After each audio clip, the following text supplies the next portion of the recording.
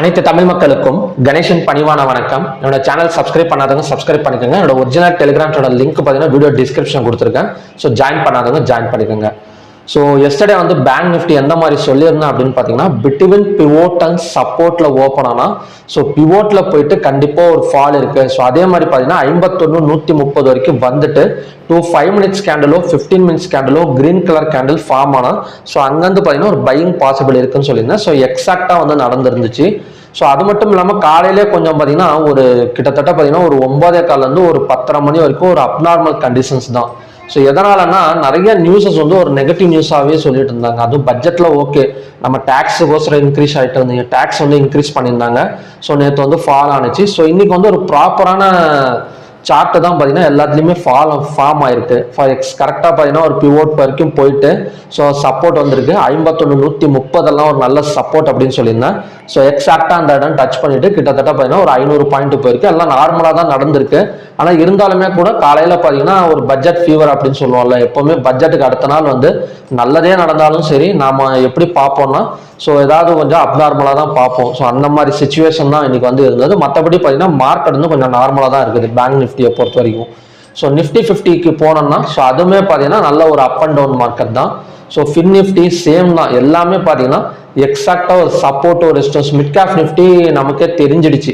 So market வந்து கண்டினியூஸாக பார்த்தீங்கன்னா இன்னுமே ரேலி ஆக போகுதுன்னு. ஆனால் சைட்வேஸில் பார்த்தீங்கன்னா ப்ரீமியம் கொஞ்சம் லெஸ் பண்ணிட்டு ஸோ அங்கேருந்து பார்த்தீங்கன்னா மறுபடியும் இன்னைக்கு ஹையை கட் பண்ணி மேலே தான் கொண்டு போய் க்ளோஸ் வச்சிருக்காங்க. ஸோ சென்செக்ஸும் அதே மாதிரி தான். ஸோ மார்க்கெட் நல்ல ஒரு அப் அண்ட் டவுன் மார்க்கெட்டாக தான் க்ளோஸ் ஆயிருக்கு. ஸோ அது மட்டும் இல்லாமல் இந்த டேக்ஸ் இன்க்ரீஸ் ஆனதுனால எஃப்ஐஎஸ் எல்லாம் நிறைய பேர் வெளியே போயிடுவாங்க. ஸோ நிறைய கோடி ரூபாய் அது ஆகும் இதாகும் சொல்லி நிறைய நியூஸஸ் எல்லாம் வந்துட்டு இருக்கு. ஸோ ரீட்டைல் ட்ரேடர்ஸ் வந்து நம்மளோட ஒர்க் என்ன அப்படிங்கிறத நம்ம ஃபர்ஸ்ட் புரிஞ்சுக்கணும். ஸோ ரீட்டைல் ட்ரேடர்ஸோட ஒர்க் என்ன அப்படின்னு பார்த்தீங்கன்னா, என்ட்ரி கொடுக்கறது, ஸ்டாப் லாஸ் போறது, டார்கெட்ல வெளியே வருது. இதுதான் நம்ம வேலையை தவிர ஸோ தேவையில்லாத இம்பாக்டுக்கெல்லாம் பார்த்தீங்கன்னா தேவையில்லாத நிறைய பயமுறுத்துவாங்க. ஸோ அப்படியெல்லாம் போயிட்டு நம்ம ரொம்ப யோசிச்செல்லாம் ட்ரேட் பண்ணணுங்கிற அவசியம் கிடையாது. நீங்கள் மணி மேனேஜ்மெண்ட்டுக்குள்ளார வந்துட்டீங்கனாலே ஆட்டோமேட்டிக்காக பார்த்தீங்கன்னா உங்களுக்குன்னு ஒரு செட்டப் பண்ணிக்கோங்க. ஒரு ட்ரேட் இல்லை 2 trade, entry, stop loss, target. So இந்த கான்செப்ட்லேயே நீங்கள் வந்து ரன் பண்ணிக்கிட்டே இருந்தீங்கன்னா ஸோ கண்டிப்பாக வந்து மார்க்கெட் எப்படி இருந்தாலுமே பார்த்தீங்கன்னா நீங்கள் தப்பிச்சுட்டு வந்து ப்ராஃபிட் பண்ணிடலாம்.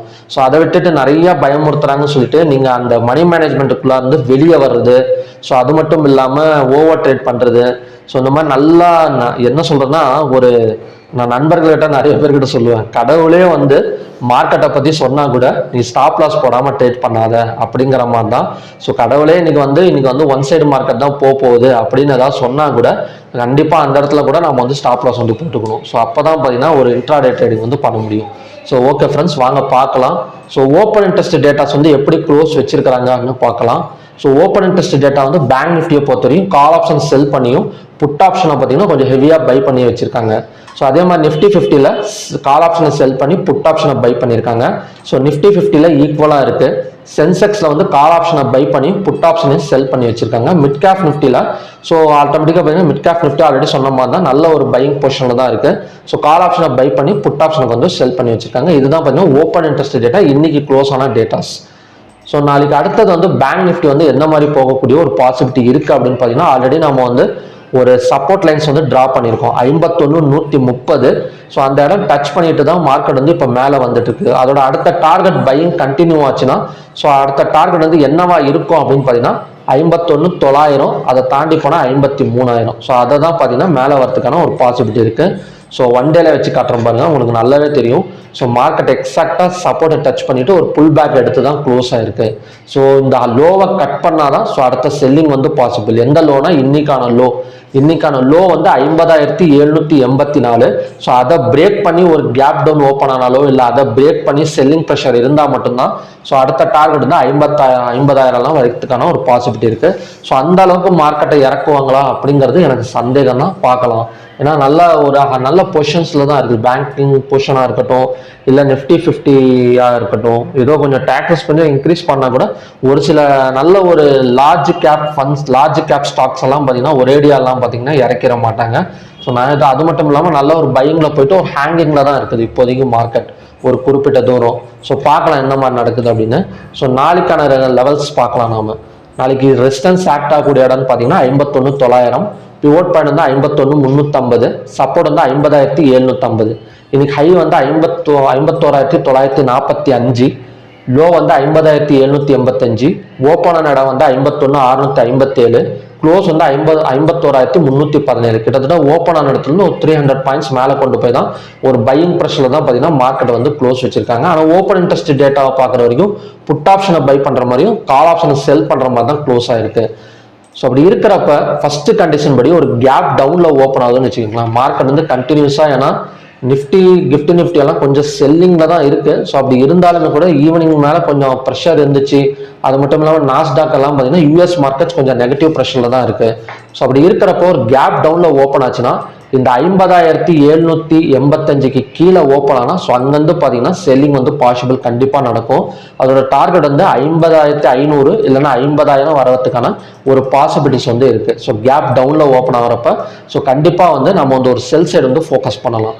ஸோ ரெண்டாவது கண்டிஷன் படி பிட்வீன் பிவோட் அண்ட் சப்போர்ட்டில் ஓப்பன் ஆனால் நம்ம ஃபர்ஸ்ட் நோட் பண்ண வேண்டியது இந்த க்ளோஸுக்கு மேலே ஓப்பன் ஆகுதா இல்லை க்ளோஸுக்கு கீழே ஓப்பன் ஆகுதான்னு நோட் பண்ணுங்க. க்ளோஸுக்கு மேலே ஓப்பன் ஆனால் பை சைடு வந்து பாசிபிள். ஸோ அதோட டார்கெட் வந்து 51,900 வரைக்கும் வரதுக்கான ஒரு பாசிபிள் இருக்குது. சப்போஸ் க்ளோஸுக்கு கீழே ஓப்பன் ஆனால் ஸோ இந்த 51,350 வந்ததுக்கப்புறம் 5 minutes candle red colour candle form ஆனால் ஸோ அங்கேருந்து வந்து பார்த்தீங்கன்னா செல்லிங் வந்து சான்ஸ். ஸோ அதோட டார்கெட் வந்து இந்த பிரேக் பண்ணி இன்னுமே கூட 50,500 டச் பண்ணுறதுக்கான ஒரு சான்சஸ் வந்து இருக்கு. ஸோ இந்த இடத்துல ஓப்பன் ஆகிறப்ப ஸோ மூணாவது கண்டிஷன் படி பிட்வீன் ரெசிஸ்டன்ஸ் அண்ட் பிவோட்ல ஓப்பன் ஆனால் so already open interest data கூட கொஞ்சம் புட் ஆப்ஷனை பை பண்ணுற மாதிரி வச்சிருக்காங்க. அது மட்டும் இல்லாமல் மார்க்கெட்டும் 461 பாயிண்ட்ஸ் மைனஸ்ல தான் க்ளோஸ் ஆயிருக்கு. ஸோ அப்படி இருக்கிறப்ப ரெசிஸ்டன்ஸ் வந்து கண்டிப்பாக ஆக்ட் ஆகும். ஸோ இந்த மாதிரி இடத்துல ஓப்பன் ஆகிறப்ப பை சைடு கொஞ்சம் அவாய்ட் பண்ணிட்டு செல் சைடு வந்து ஃபோக்கஸ் பண்ணலாம். அப்படி எப்படி ஃபோக்கஸ் பண்ணணும்னா 51,900 இல்லை 944 ஹை வந்ததுக்கப்புறம் 15 minutes candle red colour candle form ஆனதுக்கப்புறம் நம்ம என்ட்ரி கொடுத்தோம்னா அதோட டார்கெட் வந்து கிட்டத்தட்ட அங்கேருந்தே பார்த்தீங்கன்னா மறுபடியும் மார்க்கெட் வந்து கீழே சப்போர்ட் வரைக்குமே வரதுக்கான ஒரு பாசிபிலிட்டிஸ் வந்து இருக்கு. ஸோ ஓகே ஃப்ரெண்ட்ஸ், இதுதான் பார்த்தீங்கன்னா நாளைக்கான 3 கண்டிஷன்ஸ். ஸோ அடுத்த ஸ்டாக்ஸ் பார்க்கலாம். ஸோ ஸ்டாக்ஸ் வந்து நேற்று 3 கொடுத்துருந்தேன். ஃபெடரல் பேங்கோட சப்போர்ட் ரேஞ்ச் வந்து 196.80 கொடுத்துருந்தேன். ஸோ அதை டச் பண்ணால் மார்க்கெட் பை எடுத்துச்சுன்னா 202 204 வரைக்குமே வரதுக்கான ஒரு பாசிபிலிட்டி இருக்குது அப்படின்னு சொல்லியிருந்தேன். ஸோ எக்ஸாக்டாக சப்போர்ட் ஒர்க் ஆகிட்டு 204 வரைக்கும் ரிசல்ட்ஸ் கொடுத்துருக்கு. ஸோ அடுத்த ஸ்டேட் பேங்க் ஆஃப் இந்தியா 859.50 நல்ல ஒரு சப்போர்ட்னு கொடுத்துருந்தேன். ஆனால் கிட்டத்தட்ட பார்த்தீங்கன்னா அதுவுமே பார்த்தீங்கன்னா 858 ஒரு 8 பாயிண்ட்ஸ் பக்கம் ஒரு பாசிட்டிவ் மூவ்மெண்ட் வந்து கொடுத்துருக்கு.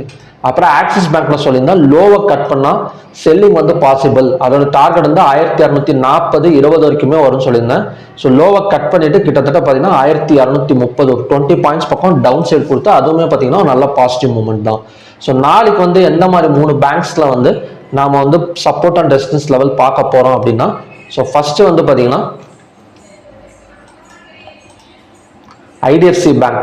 ஸோ ஐடிஎஃப்சி பேங்கை பொறுத்த வரைக்கும் 112. ஸோ 112 வந்தால் மறுபடியும் பைக்கிங் வந்து பாசிபிள்.